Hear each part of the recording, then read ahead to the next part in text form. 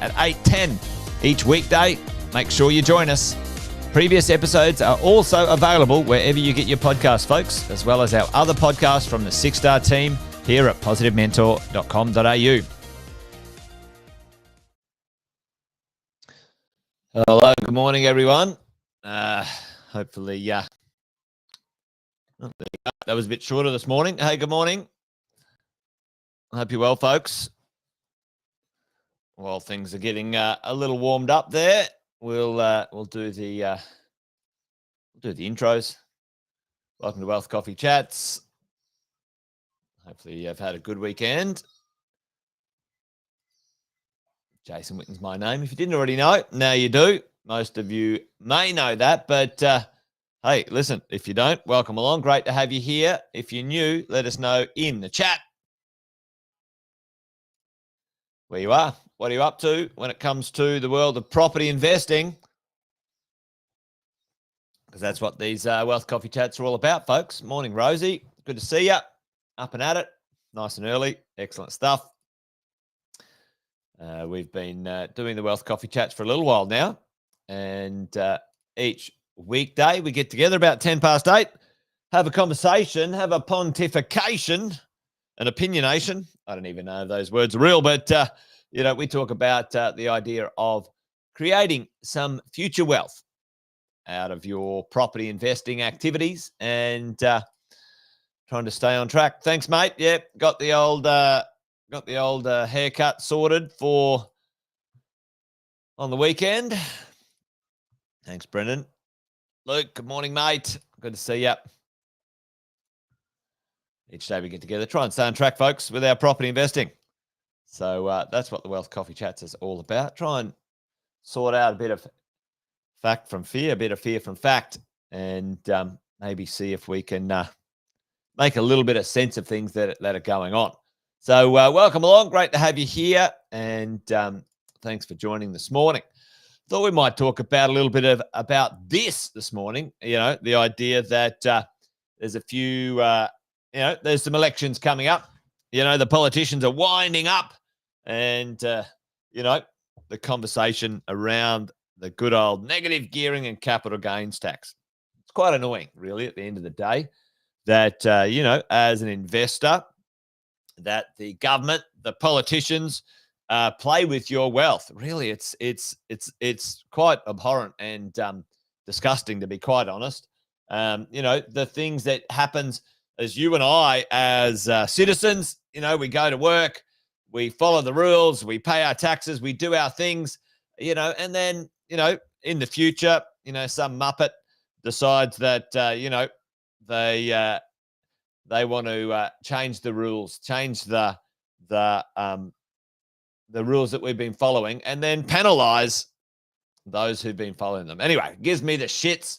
Hopefully it gives you the shits. That's why I think you should understand who you're voting for. At the end of the day, I'm not very political. I think they're all a bunch of muppets. None of them are very good, to be quite honest, quite frank. I think we've got a bit of spineless leadership in the country and maybe even the world. But that's not what this morning's about. This morning's about us as property investors and what's going on. How do we navigate things and negative gearing? Well, will they mess with negative gearing? Who knows? The government that's in certainly likes to lie about things that they aren't going to do or are going to do.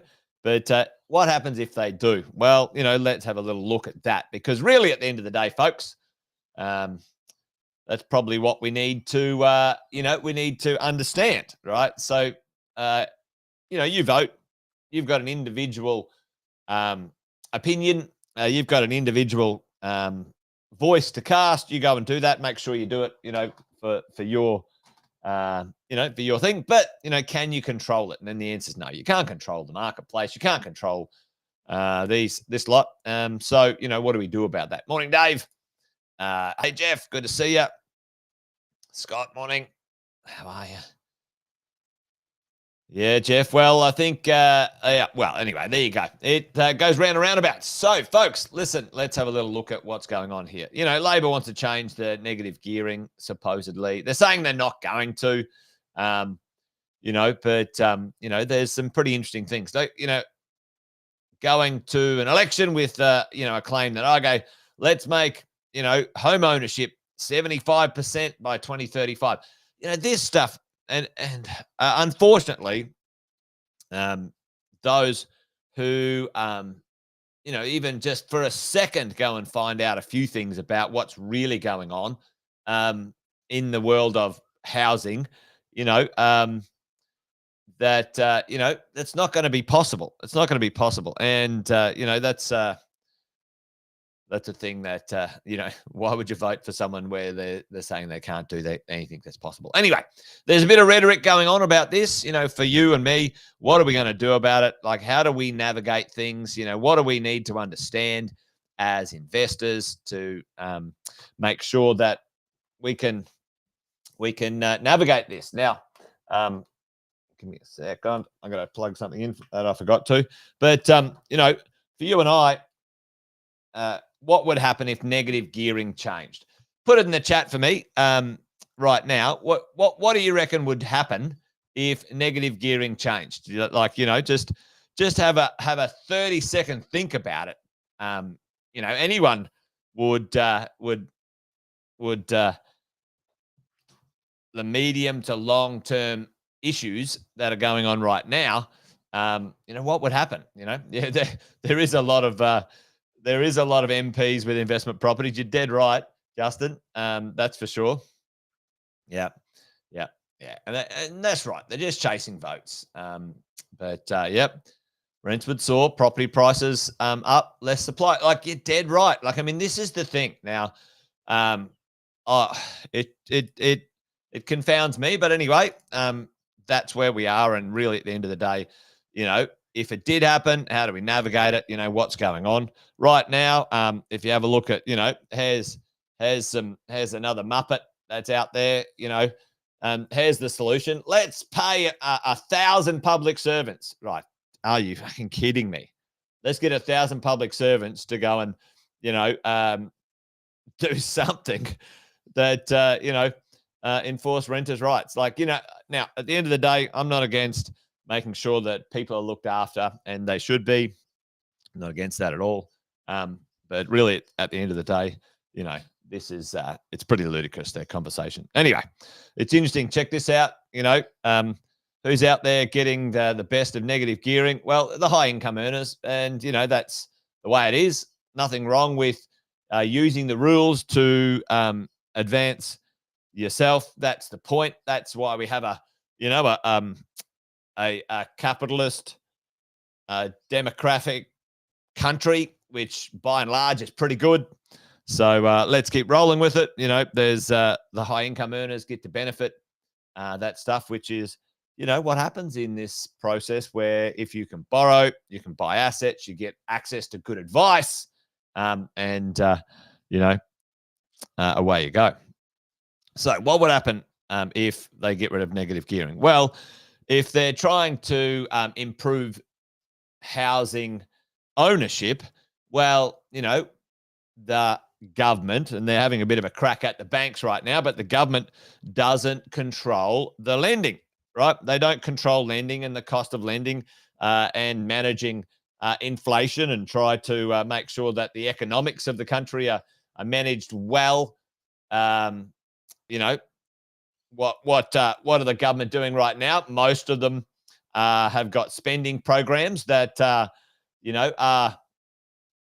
fueling inflation right now. I just saw that Queensland just doubled the first homeowners grant. I was just chatting with my daughter on the weekend. My son bought his property, his first property, a little while ago. My daughter now is looking at hers, and it's like, hey, here's fantastic, right? Let's go. The government's going to give you $30,000. Double the first home. Concessions, probably even some lending options. Like, let's go, darling. Let's get into it. It at the end. I will advocate for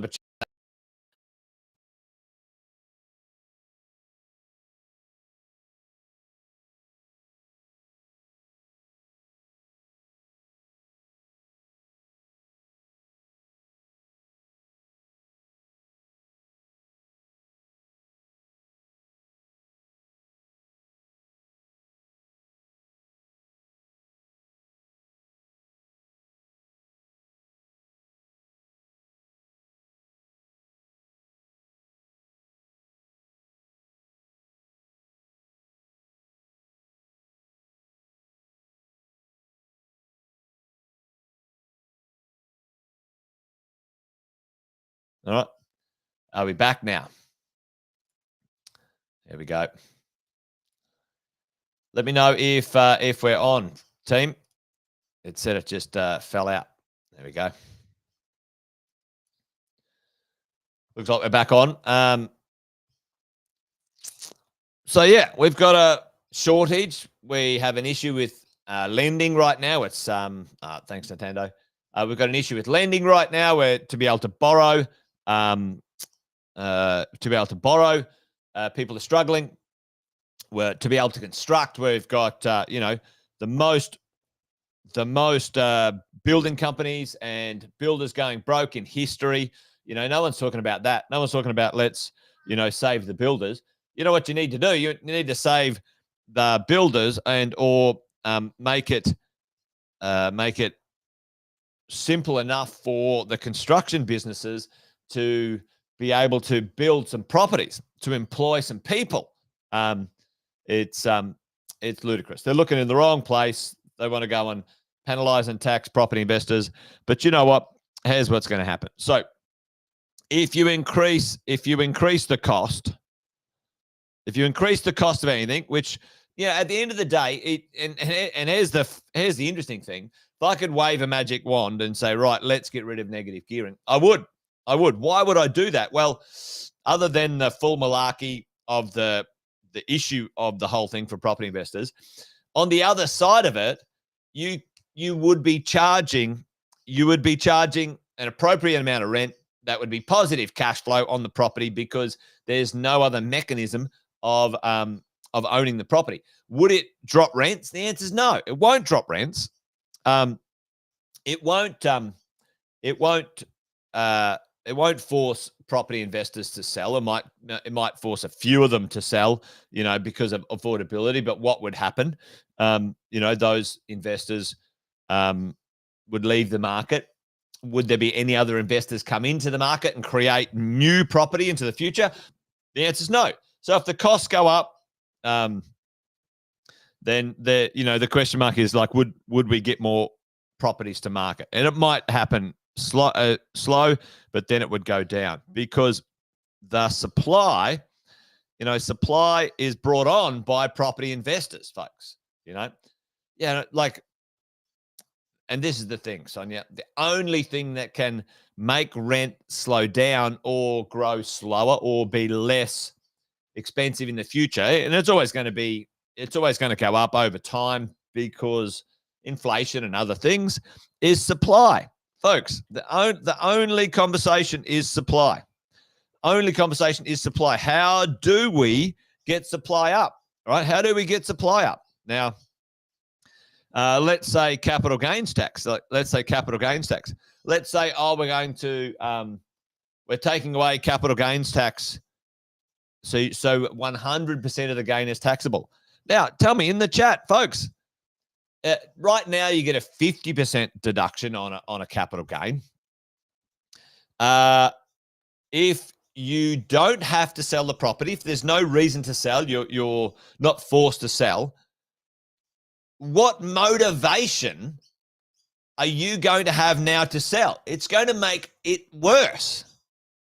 You won't sell it. Why would you sell it? Now you have to pay tax on 100% of it, right? So they're going to make lending easier or whatever. You'd be able to access the lending. Your rents would go up.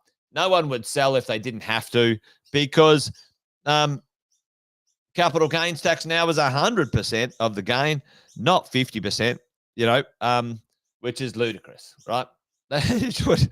Anyway, maybe common sense doesn't apply in the world of politics, and probably not, right? Common sense. You make it now worse for me as an investor. You make it worse for me to sell. Then I would go, well, why would I sell?